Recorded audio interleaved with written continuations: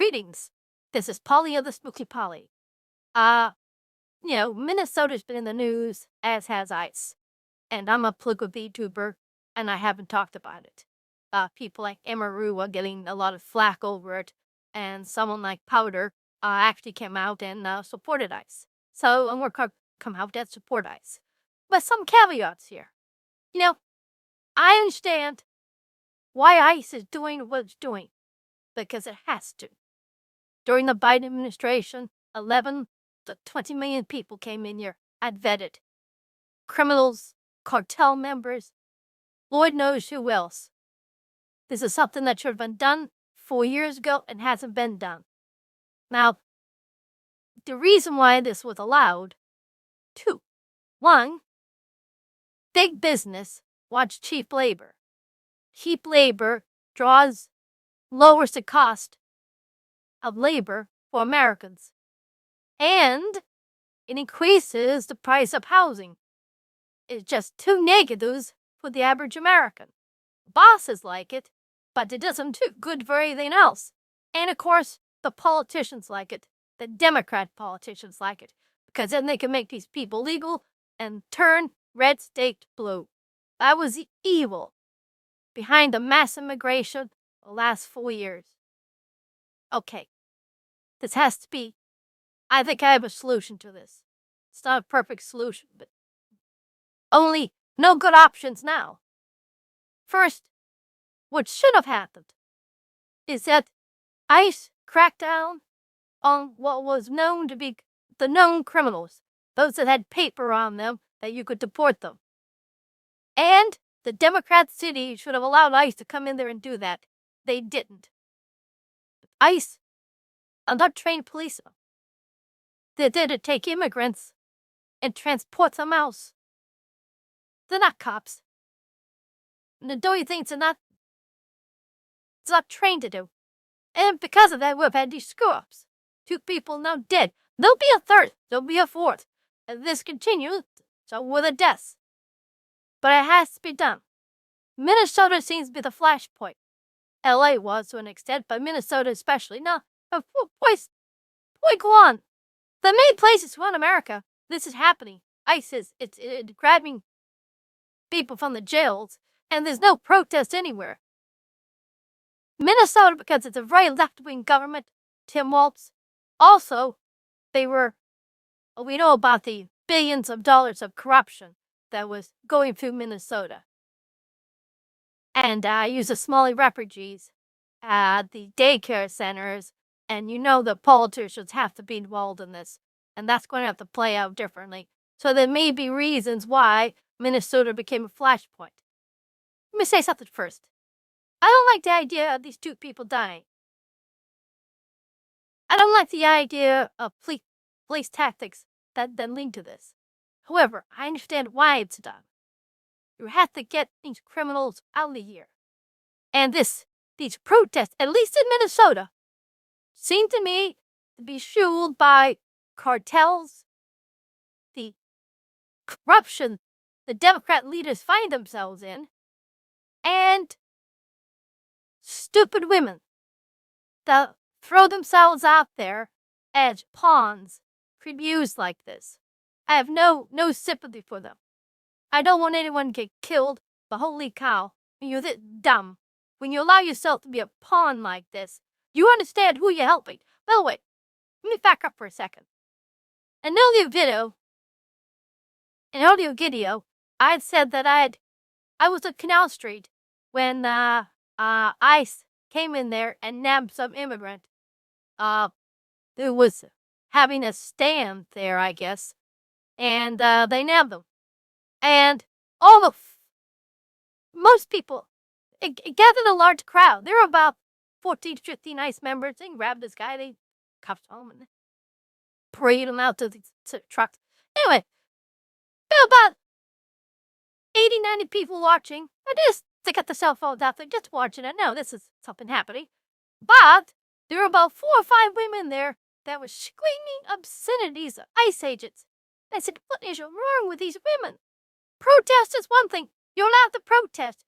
And if you think that getting rid of 20 million people like this, you have any right to protest.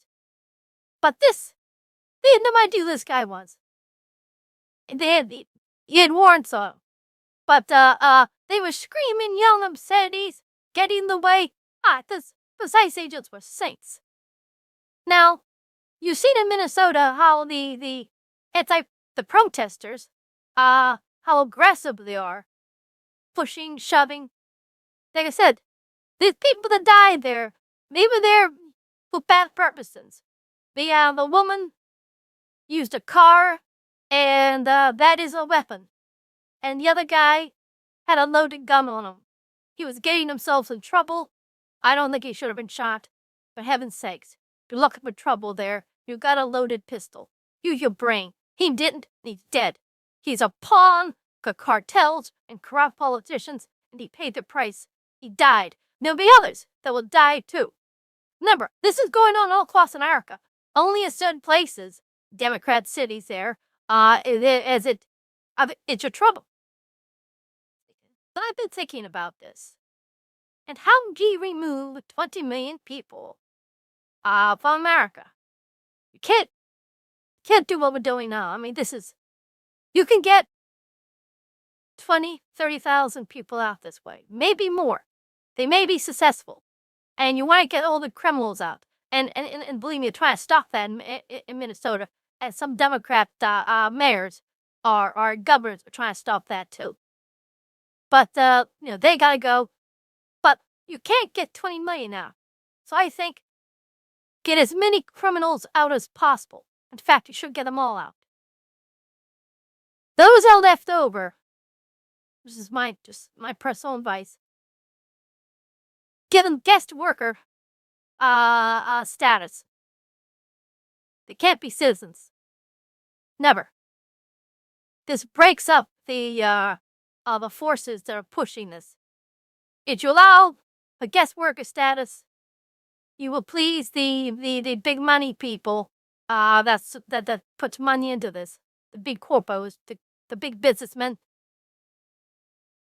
However, you, of course, will still alienate those that want these to be Democrat voters in about 4 or 5 years. But that at least splits them up. They can't be citizens. You would turn America into a different country. And that's not something you want. If the answer is get rid of them or turn them into them all be legal, I'd rather get rid of them. I don't give a damn how much problem there is. To be honest, how many pawns get taken out. It's important that as a country, as a nation, we stay who we are. You can't be a country unless you have strong borders. We didn't have it. We let it loose. In Spain, they just legalized 500,000 Muslim immigrants. That's going to change Spain. If 20 million immigrants become citizens, and the next Democrat president will do that. We'll turn some red states blue, and we will lose Republicans the ability to have a president. Or it would be like the Tories in England, where there's no difference. There is such a thing as a uniparty, where important people of both parties connect to wealthy businessmen there and interest, and go against ours. That's just the way it is. We have to hope, but somehow Trump and ICE didn't get rid of enough of these people. Certainly at least a criminal element. We all should be on board on this, but apparently a lot of Democrats are not. Get rid of them. Try to get rid of as many as the other immigrants as possible. There are ways that, you could fine companies ridiculous amounts of fines to have an illegal on the payroll.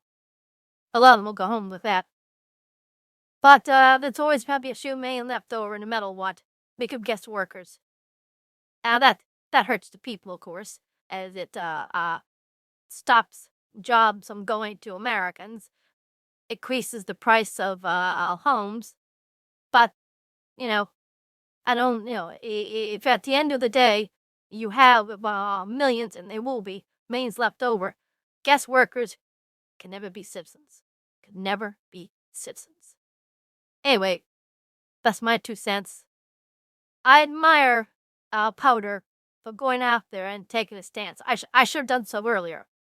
Well, actually, I have, but not that forceful. ICE is doing a good job.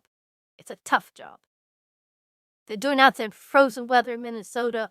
Gets a lot of harassment, and that harassment's done from cartel members and corrupt politicians.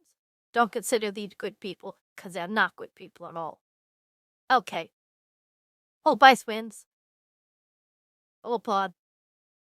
Okay, till I see you again, this is Polly saying bye.